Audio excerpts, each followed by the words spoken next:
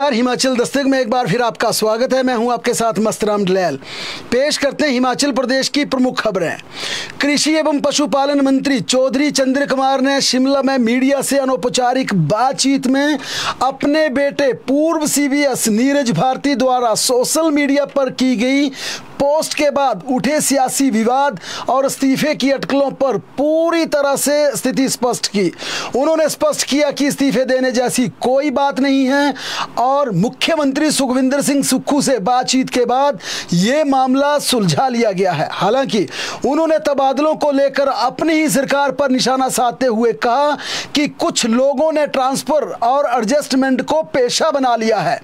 दरअसल बीती रात को उनके पुत्र व पूर्व सीपीएस नीरज भारती ने सोशल मीडिया पर पोस्ट डाली थी कि चौधरी चंद्र कुमार मंत्री पद से इस्तीफा देंगे, क्योंकि काम यदि दलालों के होंगे तो मंत्री बनके क्या फायदा।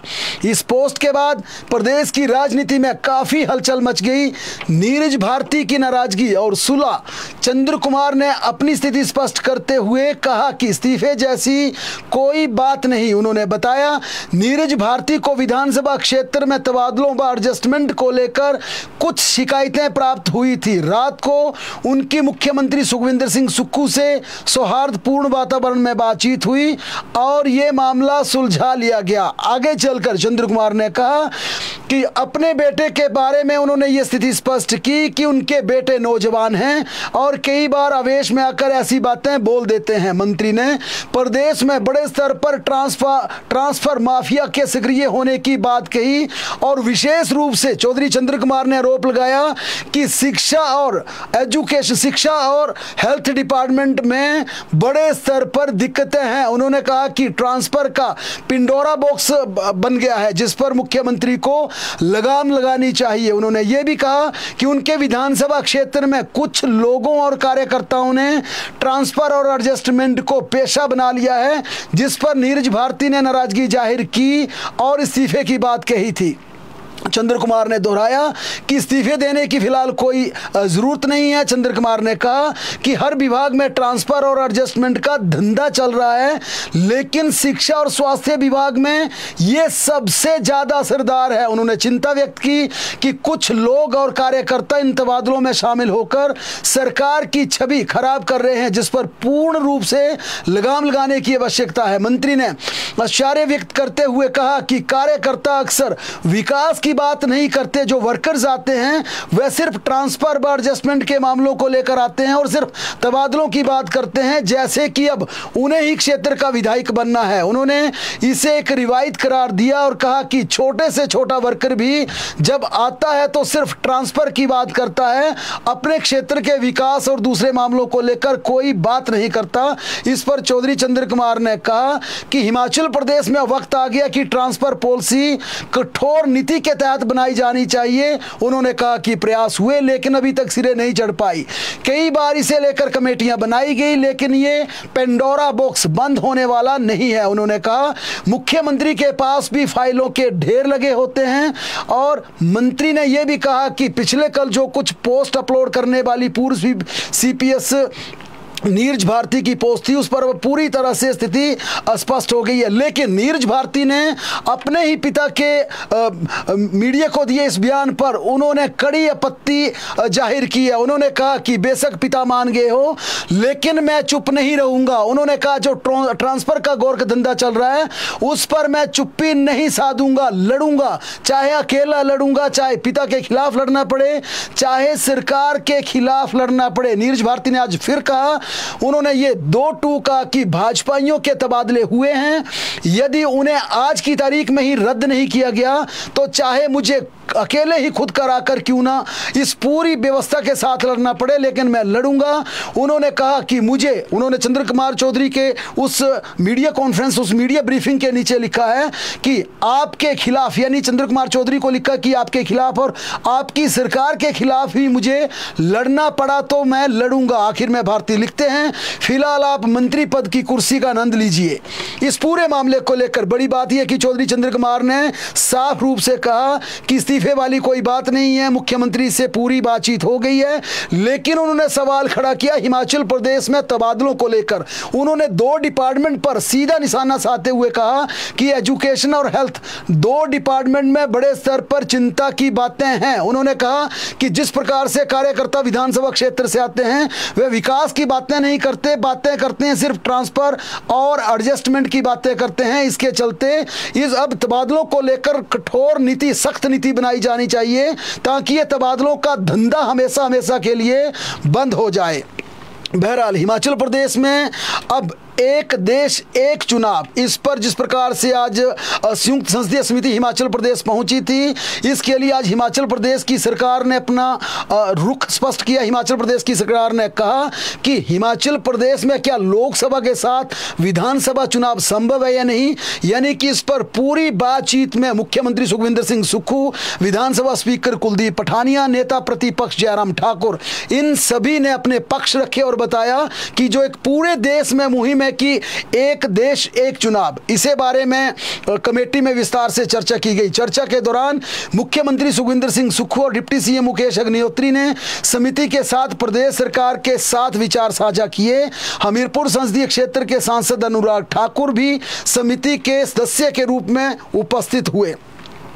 इस बैठक के बाद मीडिया कर्मियों को अनौपचारिक बातचीत करते हुए मुख्यमंत्री ने कहा कि कांग्रेस पार्टी ने इस बिल का विरोध किया है, लेकिन देश की लोकतांत्रिक व्यवस्था को सुदृढ़ करने के दृष्टिगत समिति को कुछ सुझाव दिए गए हैं। मुख्यमंत्री ने कहा कि सरकार ने लोकतांत्रिक मूल्यों को सुदृढ़ बनाए रखने के लिए 1 वर्ष में उपचुनाव करवाने का ये सुझाव दिया है कि इसमें अमेंडमेंट की जाए। जो 6 माह के भीतर चुनाव होता है, बार बार चुनाव आते हैं, कोड ऑफ कंडक्ट लगता है, इससे अर्थव्यवस्था और प्रदेश का विकास प्रभावित होता है। इसलिए कोई भी अगर उपचुनाव करवाना पड़ते हैं तो इसके लिए कम से कम 1 साल की समय अवधि की जाए और इसके लिए नियमों में अमेंडमेंट की जाए। जाहिर है कि 1 नेशन 1 इलेक्शन के तहत जिस प्रकार से जो बिल पास किया गया लोकसभा में, उसमें यह कहा गया कि 2029 के बाद जब देश में नई लोकसभा चुनी जाएगी, नई संसद चुनी जाएगी, उस सांसद के चुनने के बाद, उस बिल को नोटिफाई करने के बाद राज्य की सभी सरकारें भंग हो जाएंगी, नया चुनाव होगा। लेकिन इस पर जो राज्य की तरफ से कहा गया, हालांकि राज्य सरकार ने आज ये कहा कि हिमाचल प्रदेश इसका कांग्रेस पार्टी जरूर विरोध करती है, लेकिन इसमें बड़े स्तर पर सुझाव करने, इसमें जो सरकार ने अपनी क्लीन चिट दी, जो हरी झंडी दी, उसमें यह कहा कि चुनावों के लिए एक सूची बने, उसमें कोई आपत्ति नहीं है, क्योंकि जिस प्रकार के लिए पंचायतों के लिए अलग सूची बनती है, उसके बाद अर्बन चुनावों के लिए अलग सूची बनती है, विधानसभा के लिए अलग सूची बनती है, लोकसभा के लिए अलग सूची बनती है। इस पर राज्य सरकार ने कह दिया कि एक मतदाता सूची पूरे चुनावों के लिए बने, इसमें कोई आपत्ति सरकार को नहीं है। लेकिन आप जो टेन्योर देंगे, जो हिमाचल प्रदेश में विधानसभा का कार्यकाल होगा, वो कितना होगा, इस पर बड़े स्तर पर सवाल भी खड़े किए गए, क्योंकि स्पष्ट रूप से हिमाचल प्रदेश के विधानसभा अध्यक्ष ने जो बात रखी वो वाकई ही बेहतरीन बात थी। उन्होंने ये कहा कि जिस प्रकार का बिल आपने पारित किया है, वो बिल साफ कहता है कि 2029 में जो लोकसभा का चुनाव होगा, उस चुनाव के बाद जो नोटिफिकेशन जारी होगी, उसके तुरंत बाद सभी सरकारें, वहां की राज्य सरकारें भंग हो जाएगी। यानी कि इसको समझने की कोशिश कीजिए, जो 1 नेशन 1 इलेक्शन पर बात हुई है कि अगर 2029 के चुनावों के बाद ये रूल इंप्लीमेंट होता है तो हिमाचल प्रदेश, जिसमें विधानसभा का चुनाव 2027 में होना है और 2029 में अगर तुरंत प्रभाव से सरकारें भंग हो जाती हैं, तो क्या अगली सरकार, हिमाचल प्रदेश की सरकार 2027 से 29 के लिए होगी? क्योंकि चुनाव हिमाचल प्रदेश में 5 साल के लिए किया जाएगा, 27 से लेकर 32 तक। तो क्या हिमाचल प्रदेश की विधानसभा का कार्यकाल 2 साल का ही होगा? इस पर सवाल खड़े किए। कुलदीप पठानिया ने बड़े विस्तार से कहा कि जो बिल है आपका, जो बिल आपने लोकसभा में पास किया, वो साफ कहता है कि जो 2029 का लोकसभा का चुनाव होगा, उस चुनाव के तुरंत बाद नोटिफिकेशन जारी होगी और सभी राज्य जो विधानसभाएं होंगी वहां पर उन्हें भंग कर दिया जाएगा। तो टेन्योर को लेकर एक दिक्कत है। या फिर यह भी कहा गया कि अगर 2029 में यहाँ चुनाव होता है तो फिर अगले क्या 5 साल के लिए विधानसभा चुनी जाएगी। यानी कि जो टेन्योर का सबसे बड़ा मसला था वो यहाँ पर दिखाई दिया। इस पर पूछा गया कि इस पर व्यवस्था करनी चाहिए कि टेन्योर इसका कितना किया जाएगा, क्योंकि जो केंद्रीय चुनाव आयोग है उसके पास ये शक्तियां होती हैं कि चुनाव को डेफर भी किया जा सकता है, किसी का कार्यकाल कम किया जा सकता है, किसी का बढ़ाया जा सकता है। दूसरा ये भी कहा गया, जो हिमाचल प्रदेश विधानसभा के अध्यक्ष ने सवाल उठाया वहां पर, उन्होंने कहा कि जिस प्रकार का बिल पारित किया गया है उस बिल में यह साफ कहा गया है कि जो राष्ट्रपति की नोटिफिकेशन होगी, जो देश के राष्ट्रपति नोटिफिकेशन उनके हवाले से अधिसूचना जारी होगी कि 2029 की चुनी गई लोकसभा के बाद तमाम राज्य सरकारें भंग कर दी जाएंगी, उसके बाद नया चुनाव होगा, उसके बाद नया चुनाव किया जाएगा। तो उसमें यह कहा गया कि अगर राष्ट्रपति की नोटिफिकेशन ही अंतिम होगी तो उसमें क्या फिर लोकसभा की शक्तियों को भी नहीं छीन लिया जाएगा। और इसमें जो बड़ी बात कही गई वो ये कही गई कि मान लीजिए कहीं की राज्य सरकार गिर जाती है, कहीं मध्यवर्ती चुनाव की नौबत आ जाती है, फिर आप वन नेशन वन इलेक्शन के उस पैरामीटर को मीट कैसे करेंगे। मसलन किसी भी राज्य की चुनी गई सरकार अगर मध्यवर्ती चुनाव की नौबत आ जाती है वहां पर क्या होगा। यह हिमाचल प्रदेश की सरकार ने बड़ा सवाल खड़ा किया, बड़ा सवाल पूछा कि क्योंकि इसमें विधानसभा, हिमाचल प्रदेश के विधानसभा अध्यक्ष ने यह भी दलील दी कि वन नेशन वन इलेक्शन ये कोई नया प्रयास नहीं है। उन्होंने कहा पहले भी देश में लोकसभा के साथ विधानसभा चुनाव हुआ करते थे, लेकिन 1968 और 1969 में जब राज्य सरकारों का गिरना शुरू हुआ, मध्यवर्ती चुनाव आए, मिड टर्म चुनाव हुए, उसके बाद तमाम राज्यों में विधानसभा चुनावों की तिथियां अलग अलग हो गई, लोकसभा हालांकि समय पर होते रहे। यानी कि विधानसभा अध्यक्ष ने कहा जो सबसे बड़ी दिक्कत यहां पर आई वो आई मध्यवर्ती चुनावों की, जो राज्य सरकारों में मिड टर्म चुनाव होते रहे उसके चलते ये डेट आगे पीछे हो गई। और उन्होंने ये भी सवाल पूछा कि जो आपका बिल है क्या वो बिल क्या कहता है कि मसलन किसी राज्य सरकार अगर बीच में गिर जाती है, सरकार कोई गिर जाती है, कोई मध्यवर्ती चुनाव की नौबत आ जाती है, फिर टेन्योर कितना होगा, उस स्टेट का कार्यकाल कितना होगा, क्योंकि लोकसभा तो 5 साल के लिए चुनी जाएगी। और मसलन अगर लोकसभा चुनी हुई लोकसभा ही गिर जाती है, कोई लोकसभा का चुनाव ही भंग हो जाता है, क्योंकि कई बार देखा गया जब अटल बिहारी वाजपेयी की सरकार थी वो 2 बार सरकार गिरी थी, तो इन परिस्थितियों में, हालांकि उससे पहले भी लोकसभा को भंग किया गया था, उन परिस्थितियों में राज्यों का क्या होगा, यह सवाल पूछा गया कि इस पर पहले स्थिति स्पष्ट करनी चाहिए कि कार्यकाल कितना रहेगा, कितना होगा। इस पूरे मुद्दे पर नेता प्रतिपक्ष जयराम ठाकुर ने कहा कि स्वाभाविक रूप से इस बात को लेकर पूरे देश और प्रदेश में बड़े रूप में एकजुटता है। पार्टियों का अलग अलग मत हो सकता है, लेकिन देश की जनता की भावना यही है कि चुनाव बार बार ना हो, चुनाव का खर्चा बार बार ना हो, ताकि प्रदेश और देश में काम करने के लिए एक स्थिर वातावरण मिल सके। उन्होंने कहा कि प्रधानमंत्री नरेंद्र मोदी का स्वभाव है कि कठिन और जटिल काम करना, यह भी कठिन काम है जिसके बारे में देश सोचता है, लेकिन आगे कदम बढ़ाने के लिए कोई सरकार तैयार नहीं थी। संयुक्त सदस्य समिति ने आज हिमाचल प्रदेश में हमारी राय ली थी। हमारी पार्टी साफ तौर पर इस पक्ष में है और हम इस बिल का पूरी तरह से स्वागत करते हैं, अभिनंदन करते हैं। इसी तरह से भारतीय जनता पार्टी के प्रदेशाध्यक्ष डॉक्टर राजीव बिंदल ने भी इस आज जो चुनाव एक देश एक नेशन एक चुनाव वाली बात इस पर कहा कि जो भारत सरकार कर रही है, मोदी सरकार कर रही है, उस फैसले का स्वागत करना चाहिए और अरबों खरबों का खर्च होने वाला पैसा देश प्रदेश के विकास पर लगेगा। कर्मचारियों से जुड़े 3 बड़े महत्वपूर्ण फैसले। और पहला फैसला हिमाचल प्रदेश के पेंशनर को लेकर 70 साल से अधिक आयु वाले जितने भी हिमाचल प्रदेश के पेंशनर हैं उनकी एरियर की एक 30% की किस्त और जारी करने के आदेश हो गए हैं और इसकी नोटिफिकेशन के भी आदेश दे दिए गए हैं, नोटिफिकेशन करने के लिए भेज दी गई है और इसमें वित्त विभाग को आदेश दे दिए कि आज इसकी नोटिफिकेशन कर दी जाए।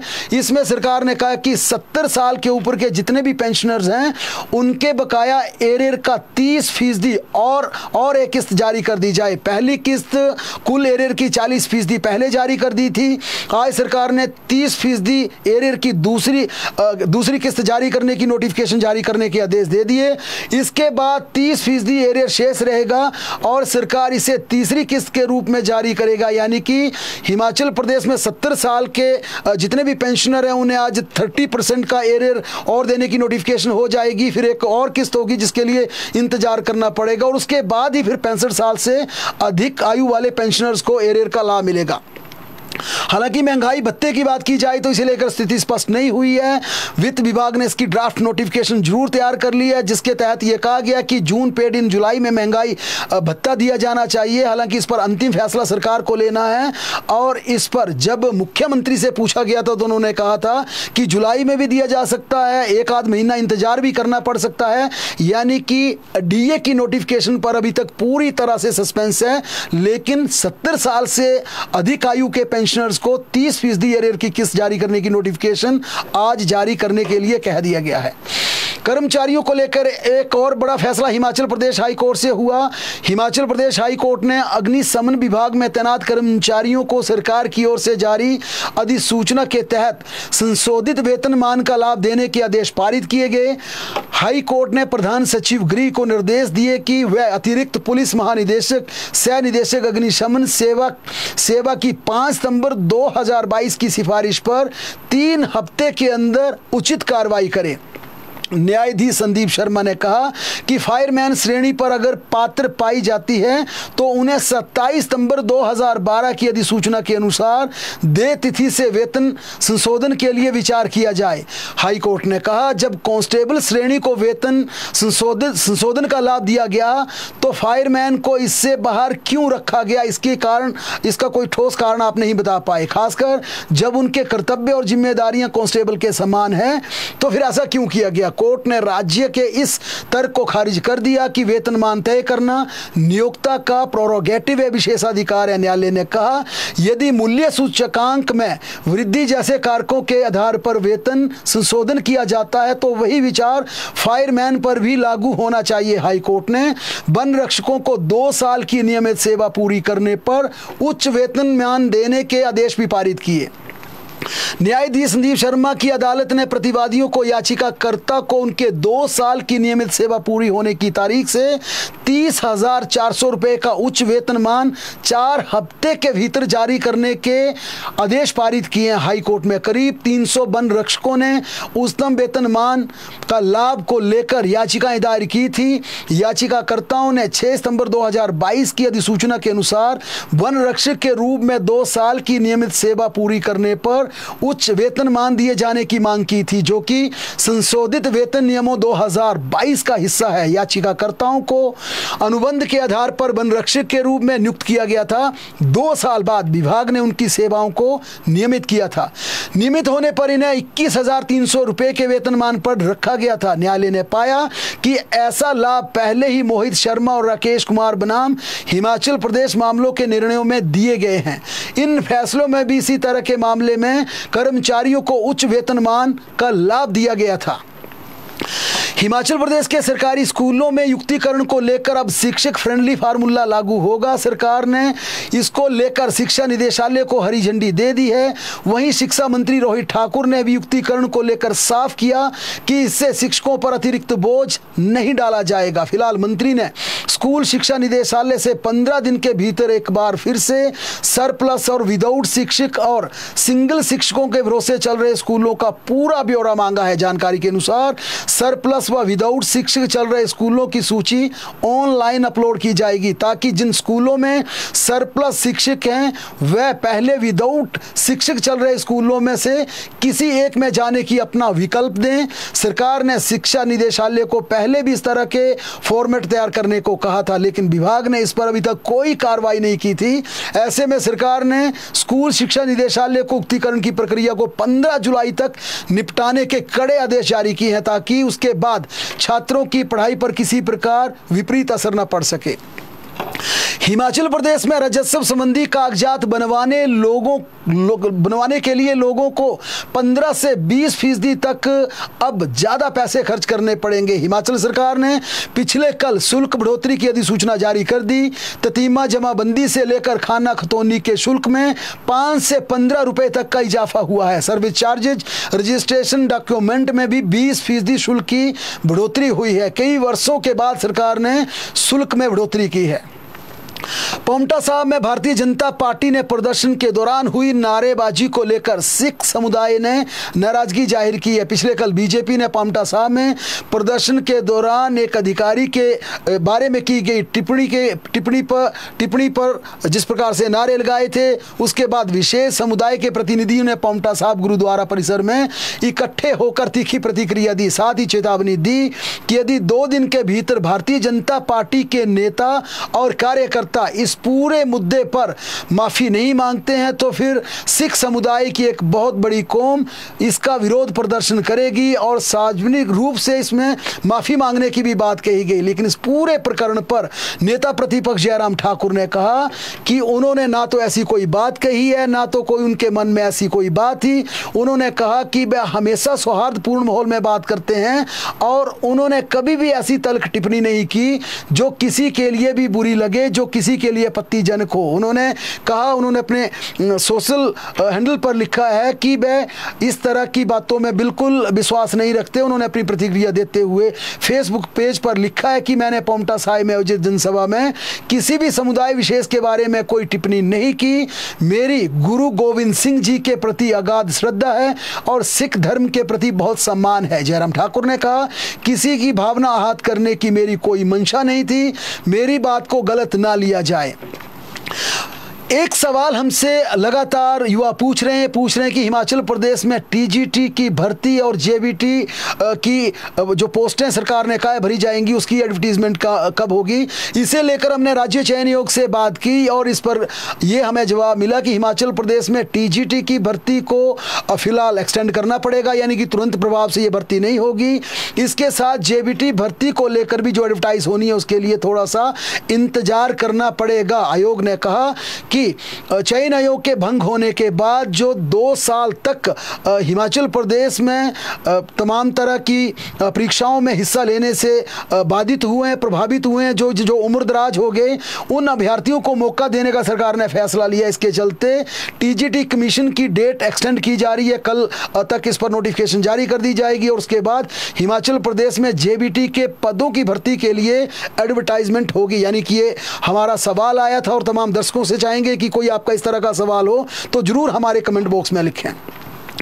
क्राइम की बात करें, क्राइम की खबरों की बात करें तो मंडी में टिप्पर दुर्घटनाग्रस्त होने से ड्राइवर की दुखद मृत्यु हो गई। ये हादसा धर्मपुर में बीती रात ब्रह्मफाल्ड में हुआ। टिप्पर बेकाबू होकर सड़क से करीब 100 मीटर नीचे गिर गया। हादसे में टिप्पर ड्राइवर 40 साल के जीवन कुमार की मौके पर मौत हो गई। धर्मपुर में किराए के मकान में रहने वाले एक व्यापारी का शव मृत अवस्था में बरामद हुआ है। दरअसल व्यापारी अपने कमरे का दरवाजा नहीं खोल रहा था, जिस पर स्थानीय लोगों ने पुलिस को सूचित किया। दरवाजा तोड़कर भीतर 45 साल के राजकुमार जो कि हरियाणा के रहने वाले थे, उनका मृत अवस्था में पड़ा शव बरामद किया गया। मृतक धर्मपुर के हार्डिंग गांव में किराए के कमरे में रहता था और पड़ाव धर्मपुर में मटन शॉप चलाता था। सोलन जिला के बद्दी के टोल बैरियर के समीप आग से 23 झुग्गियां जलकर राख हो गई। आग से लाखों रुपए के नुकसान का भी अनुमान लगाया गया। सूचना मिलने के बाद दमकल विभाग की टीम ने मौके पर पहुंचकर आग पर काबू पाया। आग लगने के कारणों का पता फिलहाल नहीं चल पाया है। ठेकेदार भगवान दास ने बताया कि उसकी बैंक की किस्त जमा की थी। उसने बैंक से 1,85,000 रुपये किस्त जमा करवानी थी, वह भी आग की भेंट चढ़ गए। ये पैसा उनसे कुछ बैंक से निकाला था और कुछ लोगों से उधार लिया था, लेकिन ये पैसा पूरी तरह से वहां आग की चपेट में आकर जल गया। हिमाचल प्रदेश में बरसात की बात करें तो प्रदेश में मानसून की जोरदार एंट्री होने जा रही है। मानसून इस बार हिमाचल में आने के साथ अपना रौद्र रूप भी दिखा सकता है। मौसम विज्ञान केंद्र ने हिमाचल प्रदेश में 3 दिनों में भारी से भारी बारिश का ऑरेंज अलर्ट जारी किया है। इसके तहत मौसम विज्ञान केंद्र ने कहा कि राज्य में 22, 23 और 25 जून को भारी बारिश का ऑरेंज अलर्ट रहेगा। ज्यादा बारिश होने से हिमाचल के नदी नालों में उफान आ सकता है। उफान पर नदी नाले रहेंगे और लोगों और सैलानियों को नदी नालों के किनारे ना जाने की भी कड़ी चेतावनी, कड़ी हिदायत दी गई, क्योंकि आमतौर पर देखा गया कि हिमाचल प्रदेश में जब भी पहाड़ी राज्यों में मानसून की एंट्री होती है तो इसकी दस्तक के दौरान ही, इसके आगाज़ के दौरान ही बड़े स्तर पर नुकसान हुआ। पिछला अगर कई प्रकार के मानसून देखे तो मानसून की एंट्री और विदाई पर हमेशा नुकसान होता है, इसलिए मौसम विज्ञान केंद्र ने इस बार सावधानी बरतने की सलाह दी है। बहरहाल प्रदेश की तमाम बड़ी खबरों के लिए जुड़े रहें हमारे साथ, देखते और पढ़ते रहें हिमाचल दस्तक।